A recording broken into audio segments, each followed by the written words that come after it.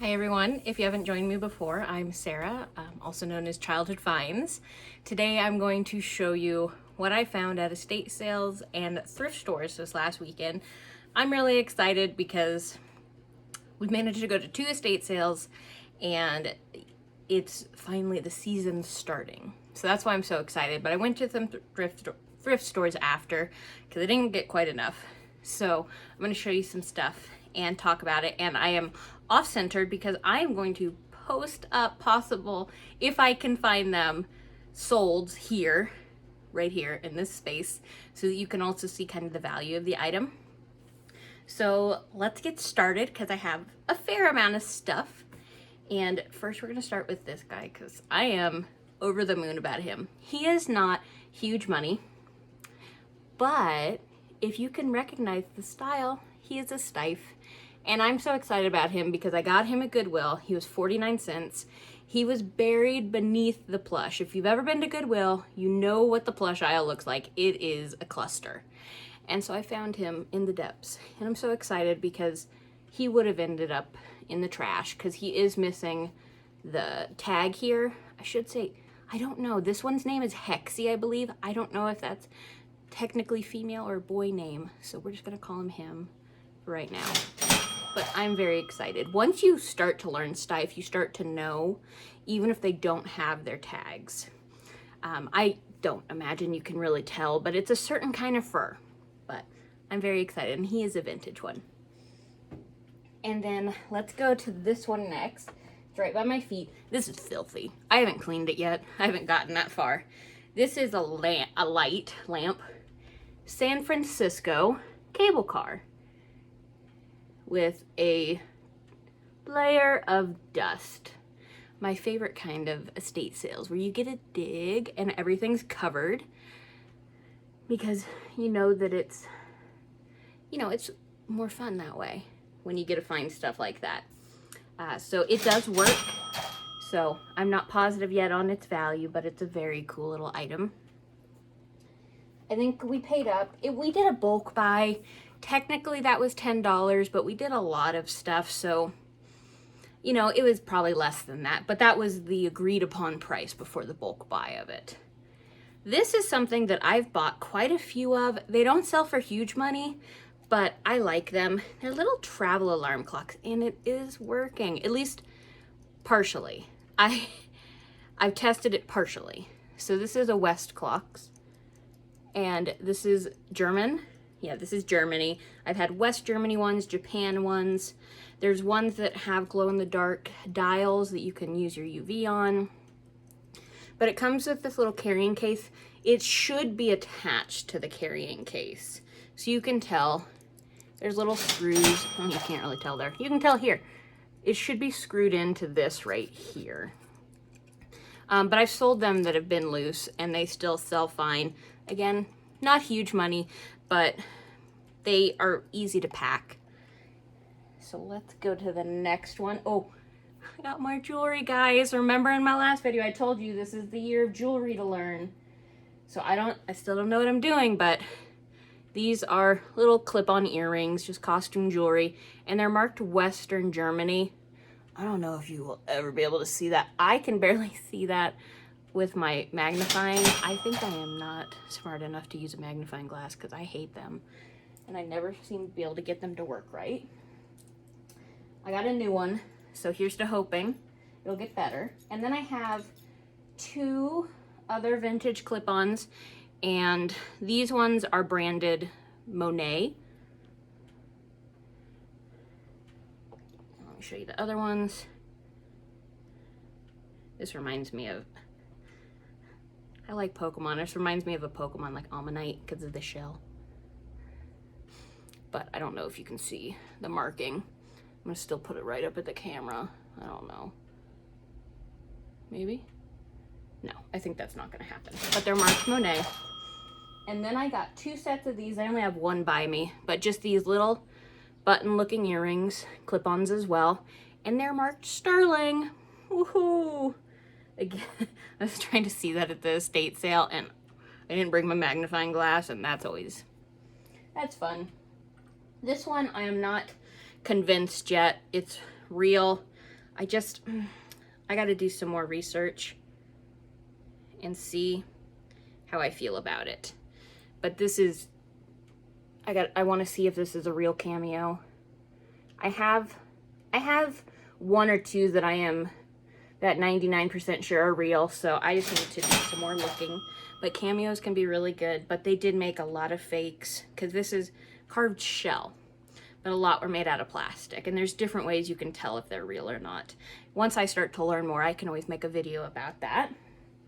So let me put the jewelry back down, and then I've got, whoops, I threw it on the floor. I'll pick it up later. Hopefully Dudley the Basset doesn't first. I got him because he's cute. He's not going to be big money, I know it, but he's so cute. He's just a little, he's gunned, and it's got the tag, World Wildlife Fund, and so he's just cute. So he had to come home because he's adorable. And I got that guy, that was in the bulk buy too, so he was probably $1, maybe less. This one, I believe I got at the Goodwill as well. This is another Gund.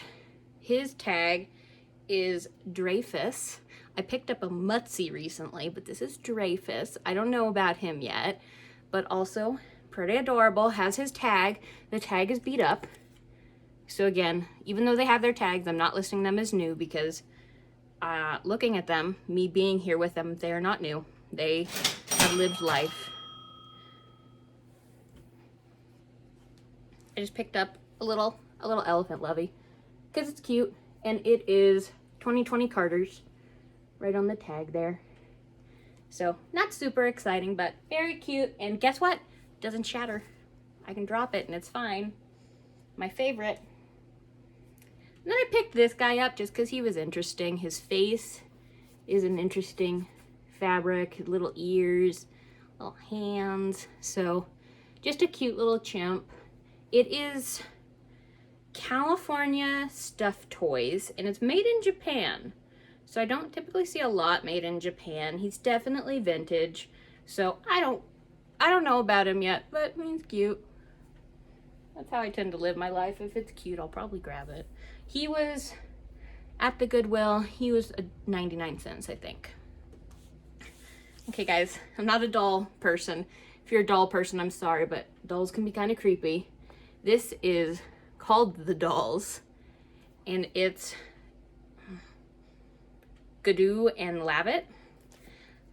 So we went to an estate sale, and the woman loved dolls, collecting them. Had a wonderful, beautiful collection. Just not something I know about. This is Easton Press. There's a little tag that was in the book, but you know, it's very nice. Leather. It's in practically unused condition. So I think I looked up probably around, I think I'd be lucky to get about $25. But I think it is a couple dollars, so worth it for me. I'm getting close to my most exciting find. It's getting there, guys. I am over the moon with what I found at a thrift store this week, because I've been searching for these specific books for a couple years since I started listing books. This isn't anything special, but it is Robert Jordan. I just wanted to point out, Robert Jordan is definitely an author to keep an eye out for. The Wheel of Time. So this is book 8, or this is book 12. This is book 12 of The Wheel of Time. And I did find, I don't know if he auto-signed some of his latest books. I don't know if this is auto-signed yet. I haven't done more looking, but it did have a signature in there. It's not in great condition, but I tend to pick up all of the Robert Jordans I find because I can lot them up typically and get good money for lots of them. And if you get the first, those are really worth money. I can post up right here what the first edition's first printings sell for. This is just a Bible. The New Catholic Answer Bible. I believe these tabs were added after the fact, but I found Bibles are interesting because that does not affect the value. I think it almost adds value because it does, when people are using these items, it does make it easier to use them. So I think that will add a little bit of value, but I paid $2 for this. Got that at Goodwill. Okay, I'm gonna save the really good ones for a second.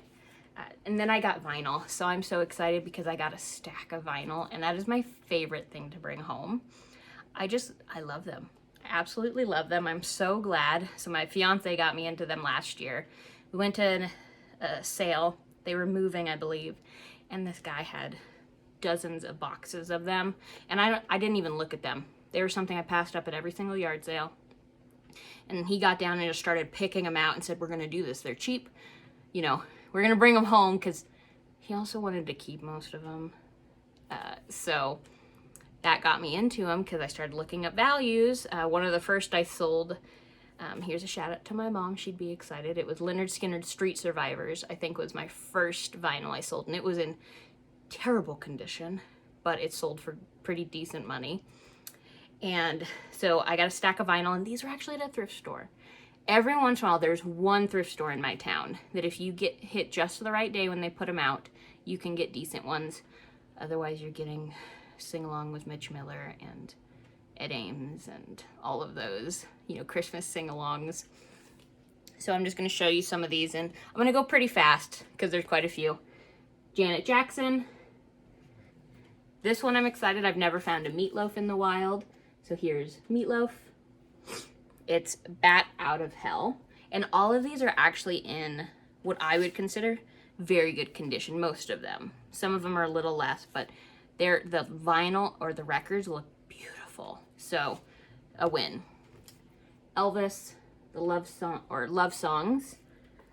And then I got another Elvis. This is As Recorded at Madison Square Garden. I've actually already listed the Elvises, and I lotted them together because this one is worth probably $15, I think, but this one isn't worth as much because it's newer.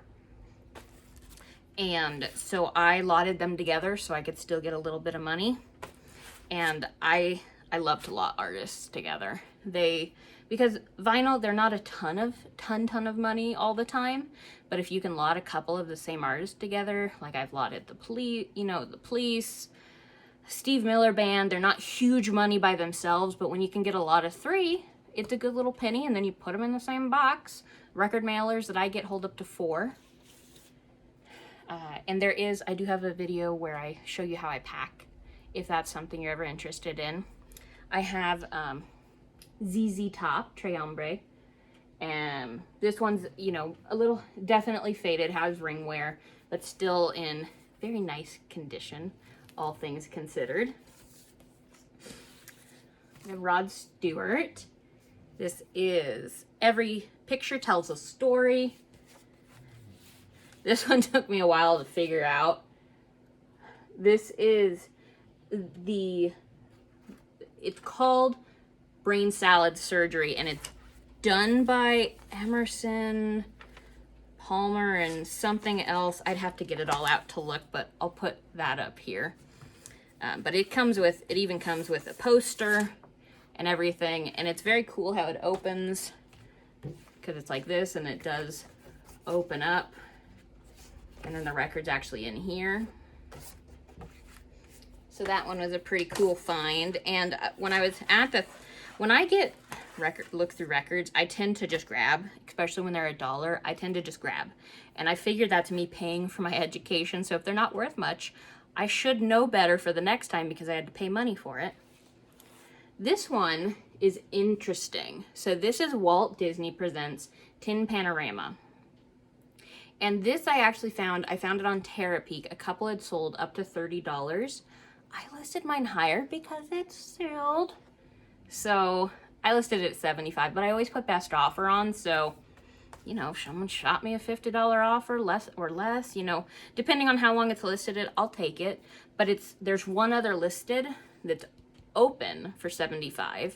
So I felt like I didn't feel like it's worth more than the 75 already listed. So that's why I just listed it there. So I'll just do periodic markdowns if I need to. This one has actually already sold. Michael Jackson Off the Wall. It's already sold for $18. I think I could have got, you know, a couple more dollars because it's in good condition, but I just took the offer because things are slow right now. So I'd rather get it moving. Then we have Stray Cats, and this is Built for Speed. And this is The Wizard of Oz, Judy Garland, and this one is also still sealed. It does have splitting at the seam though, so I put that in the listing. I haven't listed all this stuff, just a chunk, because I just got this stuff Friday and it's Sunday. Okay, now I'm gonna show you the best. I didn't mean to save it for last, it just happened to be where I was grabbing. Okay, so I'm gonna start with the lesser of the valuable. So this is not the least valuable, but this is Dragonfly and Amber, Diana Gabaldon. I might be butchering that name. I'm pretty sure it's Gabaldon. I should have looked it up first. But this is the second book in the Outlander series. If you know Outlander, it is a Stars series now, and I think they're going into their 7th season in the summer or something when I looked it up. And this is a first. This is a first edition, first printing. I'm over the moon with that. So I have this one, and then I have the third in the series. I could tell that someone donated all of these at the same time. They were on the bottom shelf at the thrift store. I think I sprinted across that store because I know the spines. I knew those spines, and I think I went to a full run. I don't know. It was blurry. I was just very excited to see. So this is Voyager, Diana Gabaldon. And this is the third in the series. And this is also a first. And then the crown jewel. This is Outlander, the first one. The very first book that she wrote. It was in 1991. You can also find, this was released in the UK as well, but it was named Cross Stitch.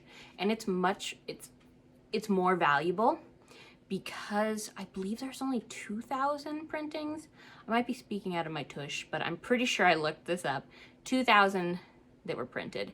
And this one only had 25,000. So that's pretty small run. So this is something I'm so excited to have it and to experience it once, because I'll probably it's not super likely I'll find it again.